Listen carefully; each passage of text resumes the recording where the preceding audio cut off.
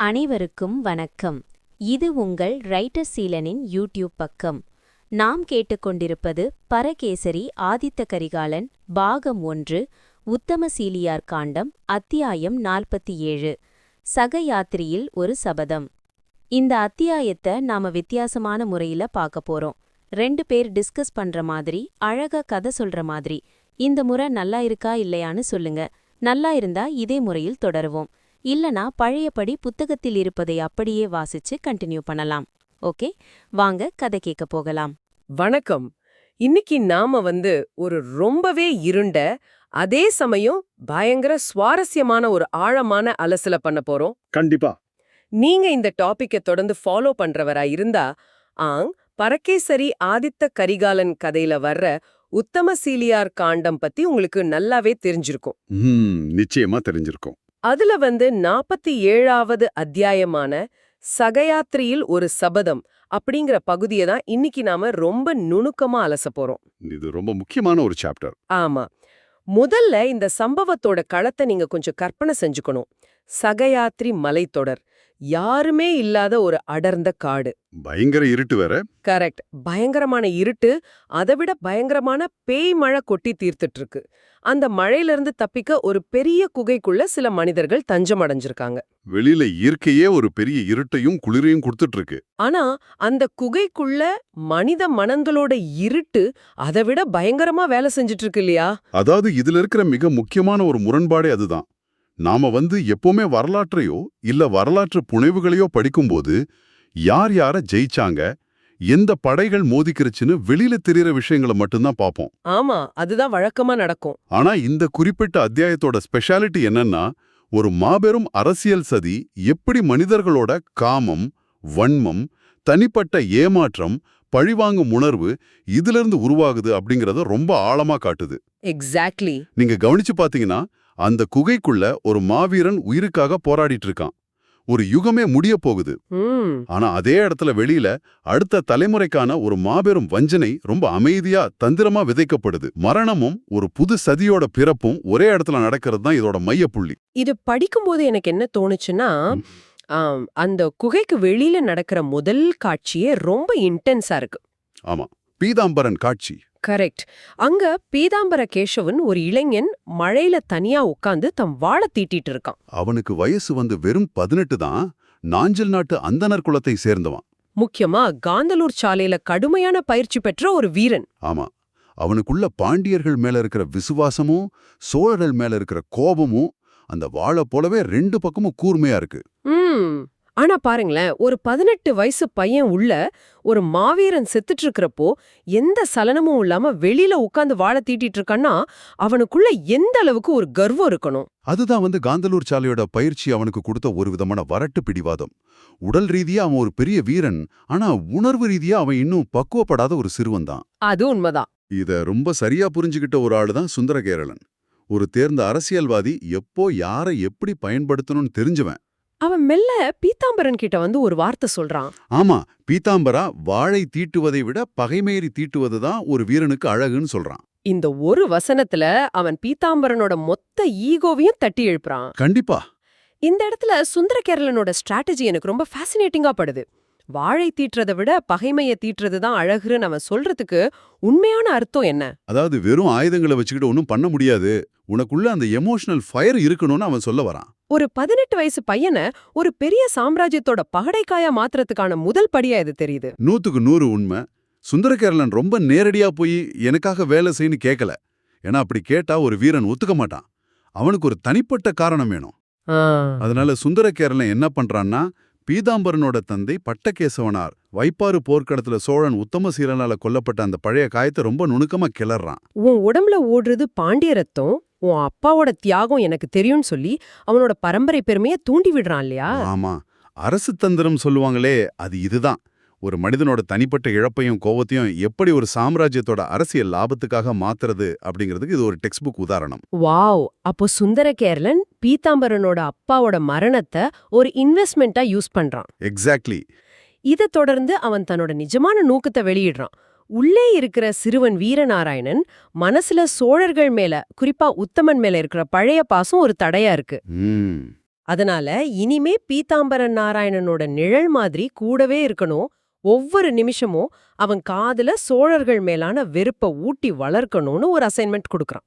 ஆமா, இதையெல்லாம் செஞ்சா பாண்டிய பேரரசோட மகாதண்ட நாயகன் பதவி, அதாவது படைகளோட தலைமை தளபதி பொறுப்பை தர்றதா ஆசை காட்டுறான். ஆனா இந்த இடத்துல தான் கதையில ஒரு ட்விஸ்ட் இருக்கு.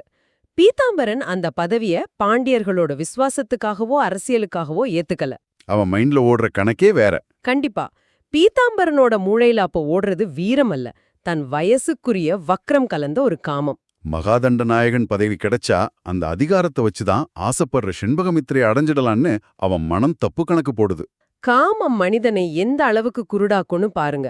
சுந்தரகேரளன் விரிக்கிற அந்த அரசியல் வலைக்குள்ள பீதாம்பரன் தன்னோட தனிப்பட்ட காமத்துக்காக ரொம்ப ஈஸியா போய் விழுந்துடுறான். நாராயணனை ஒரு எரிமலையா மாத்துறது என் பொறுப்புன்னு சொல்லி அவன் சுந்தரகேரளனுக்கு சம்மதம் தெரிவிக்கிறான். இங்க 2 பேருக்குமே தேசப்பற்ற விட அவங்கவங்க சுயநலம்தான் முன்னாடி நிக்குது. இதை விட ஒரு முரண்பாடு இருக்க முடியாது. சரி, இப்போ நம்ம குகைக்குள்ள என்ன நடக்குதுன்னு பாப்போம். மழையோட சத்தம் வெளியில கேட்டுன்னு இருக்கு. குகைக்குள்ள ஒரு மங்கலான அகல் விளக்கின் வெளிச்சம். அங்கே ஒரு மூலையில மாவீரன் ஸ்ரீவல்லபன் குற்றுயிரா மரணப்படுக்கையில கிடக்கிறார்.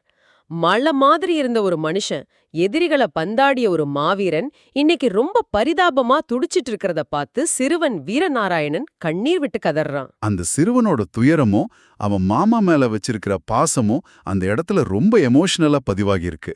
ஆனா சுந்தரகேரளன் இந்த இடத்துல பண்ற விஷயம்தான் என்னால நம்பவே முடியல. ஒரு குழந்தை அழுதுட்டு இருக்கும்போது அந்த துயரத்தை எப்படி தன்னோட சதிக்கு சாதகமா பயன்படுத்திக்கலாம்னு அவன் யோசிக்கிறான். அதுதான் சுந்தரகேரளனோட தந்திரம். ஒரு மனிதன் எமோஷனலா ரொம்ப வீக்கா இருக்கும்போது தான் அவன் மனசுல எந்த விஷயத்தை வேணாலும் ஈஸியா விதைக்க முடியும். அவன் நாராயணோட தோள்ல கை வச்சு ரொம்ப அனுதாபப்படுற மாதிரி நடிக்கிறான். நாராயணா, பார்த்தாயா அவன் சிற்றப்பன நிலையே, ஒரு மாவீரன் இப்படி படுக்கையில விழுந்து கிடப்பது விதியல்ல, அது சோழன் உத்தமசீலன் இழைத்த வஞ்சனைன்னு சொல்றான். அந்த சிறுவனோட இயல்பான பாசத்தையும் தூய்மையான கண்ணீரையும் சோழர்கள் மேலான ஒரு கொடிய நெருப்பம் மாத்திர வேலையை அவன் கடக்கச்சிதமா செய்றான். ஒரு பிஞ்சு மனசுல எப்படி விஷத்தை ஊசி மூலமா செலுத்துறாங்களோ அந்த வேலையை அவன் ரொம்ப அமைதியா செய்றான். இதுல எனக்கு என்ன தோணுதுன்னா, மனித நேயத்துக்கும் அரசியல் சதிக்கும் இடையில நடக்கிற ஒரு சைலண்ட் போராட்டம் அங்க நடக்குது. ஆமா, கயல்விழி கதாபாத்திரம். கரெக்ட். கயல்விழி அப்படிங்கிற கதாபாத்திரம் அந்த இடத்துல நாராயணனை இந்த நச்சு வார்த்தைகள்ல இருந்து காப்பாத்தணும்னு நினைச்சு மெல்ல அவனை புடிச்சு வேற ஒரு குகை பகுதிக்கு அழைச்சிட்டு போயிடுறான். ஒரு பக்கம் சுந்தரகேரளன் விஷத்தை விதைக்கிறான், இன்னொரு பக்கம் கயல்விழி அதை தடுக்க பாக்குறான். ஆனா இந்த செயல் எதிர்பாராத விதமா இன்னொரு பெரிய ஆபத்துக்கு வழிவகுத்துடுது. நாராயணனும் கயல்விழியும் அங்கிருந்து போன உடனே அந்த இருட்டான இடத்துல செண்பகமித்ராவும் பீதாம்பரனும் மட்டும் தனிமையில விடப்படுறாங்க. அது ஒரு ரொம்பவுமே இருண்ட சைக்கலாஜிக்கலான தருணம். செண்பகமித்ரா ஒரு பாறையில சாஞ்சு உட்கார்ந்திருக்கா. அவளுக்கு வயசு 22. ஒரு சிங்கள இளவரசி. ஆமா, மழையில நனைஞ்ச அவளோட மேலாடை, துக்கத்தால வாடிய முகம், கலஞ்ச கூந்தல்னு அந்த மங்கலான வெளிச்சத்துல அவள ஒரு துயரமான ஓவியம் மாதிரி இருக்கா. அவளுக்குள்ள அவ்ளோ பெரிய துக்கம் இருக்கு. ஆனா சற்று தள்ளி இருட்டுல ஒரு வேட்டை மிருகம் மாதிரி பீதாம்பர கேசவன் அவளையே பார்த்துட்டு நிக்கிறான். அவனோட பார்வையை அந்த துக்கத்தை பார்க்கல, அவளோட அழக மட்டும்தான் பாக்குது. இது ரொம்ப டிஸ்டர்பிங்கான ஒரு சீன். ஏன்னா செண்பகா நாராயணனுக்கு ஒரு தாய் மாதிரி போற்றுதலுக்குரிய ஒரு ஸ்தானத்துல இருக்கிறவங்க. ஆமா, ஆனா பீதாம்பரனோட கண்ணோட்டத்துல அவள் வெறும் ஒரு அழகான பெண் தான். இங்கதான் அந்த காந்தலூர் சாலையோட பயிற்சி அவனுக்கு இப்படி மைனஸா மாறுதுன்னு புரியுது. கடுமையான பயிற்சிகளுக்கு நடுவுல எந்த ஒரு பெண் வாசனையும் அறியாம எமோஷனல் இன்டெலிஜென்ஸ் இல்லாம வளர்ந்த ஒரு வாலிப மனசு திடீர்னு ஒரு அழகிய இளவரசிய பார்த்ததும் நிலை கொலையுது. ஒரு சிங்கள இளவரசி இவ்ளோ அழகா இருப்பாங்களான்னா அவன் மனசுல வக்ரமான எண்ணங்கள் ஓடுது. அந்த இருட்டுல அவனுக்கு அறமோ நெறியோ எதுவுமே ஞாபகம் வரல. இந்த இடத்துல ஒரு பெரிய உளவியல் கேள்வி வருது. அதிகாரமும் ஆயுத பயிற்சியும் ஒரு மனிதனுக்கு அறத்தை கத்துக் கொடுக்கலன்னா அவன் எவ்வளவு பெரிய மிருகமா மாறுவான்? பீதாம்பரன் ரொம்ப நயவஞ்சகமா அக்கறை காட்டுற மாதிரி அவகிட்ட பேச்சு கொடுக்கறான். தேவி மிகவும் வருத்தமாகிறீர்களா, உங்களுக்கு ஏதாவது குடிக்க கொண்டு வரட்டுமான்னு சொல்லி நெருங்குறான். ஆனா செண்பகா ஒரு முதிர்ச்சியான புத்திசாலியான பெண். அவனோட கண்கள்ல இருக்கிற விகாரத்தை, அந்த அசிங்கமான தாகத்தை அவள் உடனடியா உணர்ந்துக்கிறா. இருந்தாலும் தான் இருக்கிற அந்த பெரிய துக்கத்துல இவன் வெறும் ஒரு வழிகிட்ட சிறுவன் தானேன்னு நினைச்சு அவர் ரொம்ப கூலா ஒரு பதில சொல்றா. ஆனா அந்த ஒற்றை வார்த்தை ஒட்டுமொத்த வரலாற்றையும் மாத்தி எழுத போதுன்னு அவளுக்கு அப்ப தெரியல. ஆமா, அவ ரொம்ப இயல்பா, வேண்டாம் தம்பி, எனக்கு ஒன்றும் தேவையில்லை, உன் நண்பன் நாராயணனை நன்றாக பார்த்துக்கோன்னு சொல்லிடுறா. அந்த தம்பிங்கிற ஒற்றை சொல் இது இன்னைக்கு இருக்கிற ட்ரெண்ட்ல சொல்லணும்னா, ஒருத்தன் ரொம்ப எதிர்பார்ப்போட போய் ப்ரப்போஸ் பண்ணும்போது அந்த பொண்ணு அவனை பார்த்து ப்ரோன்னு சொல்ற மாதிரி. கரெக்ட். பிரதர் ஜோன் பண்றது. பிரதர் ஜோன் பண்றது இன்னைக்கு நினைச்சாலே ஒரு பயங்கரமான நகைச்சுவையா இல்லனா ஒரு பெரிய அவமானமா பார்க்கப்படுது. ஆமா. ஆனா ஒரு 10ஆம் நூற்றாண்டு வரலாற்று பின்னணியில தனக்கு பின்னாடி ஒரு பெரிய படையே இருக்குன்னு மெதப்புல இருக்கிற ஒரு போர்வீரனை பார்த்து அவனோட ஈகோ உச்சியில இருக்கும்போது ஒருத்தி தம்பின்னு சொன்னா அது அவனுக்குள்ள என்ன மாதிரியான சேதத்தை உருவாக்குன்னு யோசிச்சு பாருங்க. அது ஒரு நியூக்ளியர் பாம்பு வெடிச்சதுக்கு சமம். அந்த தம்பிங்கிற வார்த்தை பீதாம்பரனோட காதுகள்ல ஈயத்தை காய்ச்சி ஊத்துன மாதிரி விழுது. அவன் ஒரு பெரிய வீரன் தான் நினைச்ச பெண்ணை அடைய முடியும்னு அவனுக்குள்ள இருந்த அந்த ஆணவத்தோட ஆணி வேறையே அந்த வார்த்தை அடிச்சு நொறுக்கிடுச்சு. அவனோட காம கனவுகள் மேல சுடுநீரை ஊத்துன மாதிரி அவன் சுருங்கி போயிடுறான். ஒரு ஆணோட ஈகோ, அது ஒரு போர்வீரனோட ஈகோ இந்த அளவுக்கு நசுக்கப்படும் போது அந்த அவமானம் அப்படியே கோபமா கொடூரமான வன்மமா மாறும். பீதாம்பரனோட அந்த நிமிஷம் மனநிலை அதுதான். அவன் ஒன்னும் பேசாம குகையை விட்டு வெளியே வர்றான். ஆனா அவனுக்குள்ள ஒரு பெரிய எரிமலை வெடிக்க ஆரம்பிச்சிருச்சு. அப்படியே வெளியே வந்த பீதாம்பரன் நேரா நாராயணனை சந்திக்கிறான். இப்போ வெளியில மழை நின்றுக்கு, ஆனா வானத்துல கார்மேகங்கள் அப்படியே மந்தமா நிக்குது. நாராயணனோட மனசுலயும் அதே கார்மேகம். தன்னோட சிற்றப்பன் சாக போறாருங்கிற துக்கத்துல அவனோட மென்மையான குணம் கொஞ்சம் கொஞ்சமா செத்துக்கிட்டு இருக்கு. இந்த நேரத்துல பீதாம்பரன் அவங்கிட்ட போய், நண்பா நீ கவலைப்படாத, காந்தலூர் சாலையோட 1000 மாணவர்களும் உனக்கு பின்னாடி நிப்போம், அந்த உத்தமசீலனோட தலைய கொய்து உன் காலடியில வைப்போன்னு வீராப்பா பேசி அவனை போர் செய்ய தூண்டுறான். ஆனா அவனோட மனசுக்குள்ள பாண்டிய நாட்டு மேலான பாசமெல்லாம் இல்ல. நாராயணனை மன்னனாக்கினாதான் பெரிய ஆளாகி செண்பகாவை தன் வசப்படுத்தலாங்கிற ஒரு கேவலமான கணக்கு தான் ஓடிட்டு இருக்கு. இதுதான் இந்த அத்தியாயத்தோட உச்சக்கட்ட சோகம். ஒரு தேசத்தோட அரசியல் விடுதலையோ அல்லது ஒரு பெரிய போரோ எதை அடிப்படையா வச்சு தொடங்குதுன்னு பாருங்க. பீதாம்பரன் தன்னோட ஈகோருக்காகவும் தன் காமத்துக்காகவும் ஒரு பெரும் படையையே நாராயணனுக்கு பின்னாடி அடகு வைக்க தயாராயிடுறான். இந்த மாதிரி தருணங்கள்ல இயற்கையும் இந்த சதைக்கு ஒரு குறியீடா மாறும் இல்லையா? ஆமா, அப்படிதான். குகைக்கு வெளியில வானத்துல மாலை சந்திரன் தெளிவா தெரியுது. அதே சமயம் மேற்கே மாலை சூரியனும் மறைய தயாராயிட்டு இருக்கு. சூரியனும் சந்திரனும் வானத்துல ஒரே நேரத்துல சந்திக்கிற அந்த அபூர்வமான சந்திர ஆதித்த தரிசனம் அங்கே நிகழ்கிறது. இது ஒரு பெரிய சிம்பிளிசம். இந்த குறியீட்டை எழுத்தாளர் வச்சிருக்கிற விதம் அபாரம். ஒரு சகாப்தம் முடியுது, இன்னொன்னு தொடங்குதுங்கிறது இயற்கை சொல்லுது. இந்த சந்திர ஆதித்த தரிசனத்தை பார்த்த உடனே நாராயணனுக்குள்ள ஒரு பெரிய மாற்றம் வருது. அவனோட கண்கள் செவந்து போயிருக்கு. கண்ணீர் இருந்த இடத்துல இப்ப கொடூரமான வஞ்சம் வந்து உட்கார்ந்துருச்சு. அவன் வானத்தை பார்த்து கர்ஜிக்கிறான். சந்திராதித்த குலத்தில் உதித்த இந்த வீரநாராயணன் சபதம் செய்கிறேன், இன்று முதல் நான் ஒரு சிறுவனல்ல ஒரு வேங்கைன்னு சத்தம் போடுறான். உத்தமன் தன் குடும்பத்தை சிதைச்சிட்டான். இனி அவனோட சாம்ராஜ்யத்தை தான் சிதைக்க போறதா சபதம் எடுக்கலாம். அத்தம் அந்த சகயாத்ரி மலையெங்கும் எதிரொலிக்குது. ஒரு அழுதுட்டு இருந்த பையன் இப்போ ரத்த வெறி பிடிச்ச ஒரு வேங்கையா மாறிட்டான். அந்த சிறுவனோட குரல்ல இருந்த உறுதி அங்க வெளியில நின்றிருந்த வீரர்களையே அதிர வைக்குது.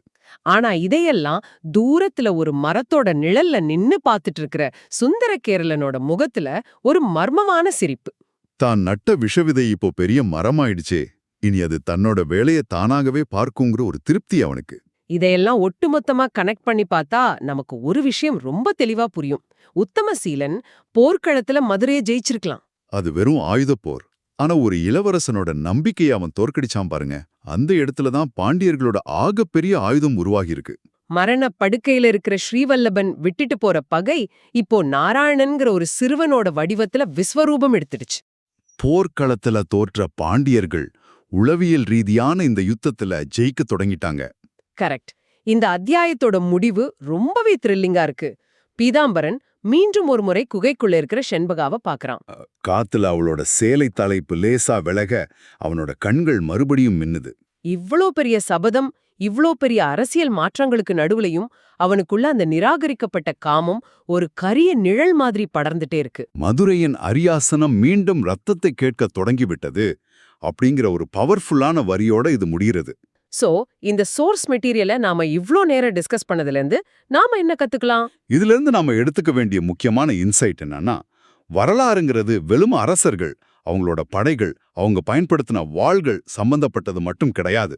வரலாறுங்கிறது மனிதர்களோட பலவீனங்களால் எழப்படுவது.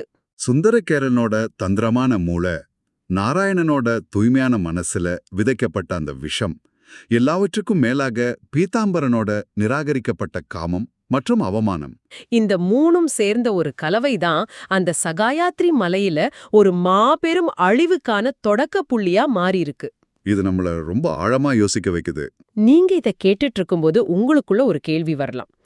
நம்ம கண் முன்னாடி நடக்கிற பல பெரிய விஷயங்களுக்கு பின்னாடி கண்ணுக்கு தெரியாத இந்த மாதிரி சின்ன சின்ன மனித உணர்வுகள் காரணமா இருக்குமான்னு. கட்டாயமா இருக்கும். பல மாபெரும் சாம்ராஜ்யங்களோட வீழ்ச்சியும் பெரிய பெரிய இரத்தக்களரிகளும் வெளிப்படையான போர்க்களங்கள தொடங்கல. மழை பெய்யுற ஒரு இருண்ட மாலை வேளையில யாருமற்ற ஒரு தனிமையான குகைக்குள்ள சுந்தர கேரளன் மாதிரி ஒருத்தன் சொன்ன தந்திரமான வார்த்தைகள்லயோ அல்லது பீதாம்பரன் மாதிரி ஒருத்தனுக்கு ஏற்பட்ட ஈகோ கிளாஷ்லயோ தான் தொடங்கியிருக்கும். 100க்கு 100 உண்மை. இந்த டிஸ்கஷனை முடிக்கும்போது நான் உங்ககிட்ட ஒரு சின்ன சிந்தனையை விட்டுட்டு போறேன். ஒரு நிமிஷம் நீங்க யோசிச்சு பாருங்க. அந்த இருட்டான குகைக்குள்ள செண்பகமித்ரா பீதாம்பரனை பார்த்து தம்பின்னு சொல்லாம இருந்திருந்தா என்ன ஆயிருக்கும்? ஒருவேளை அவள் வேற ஏதாவது சொல்லிருந்தா பீதாம்பரனோட ஈகோ இவ்ளோ தூரம் காயப்பட்டிருக்காது. அவன் நாராயணனை இவ்ளோ தூரம் உசுப்பேத்தி அந்த சபதத்தை எடுக்க வச்சிருக்க மாட்டானோ?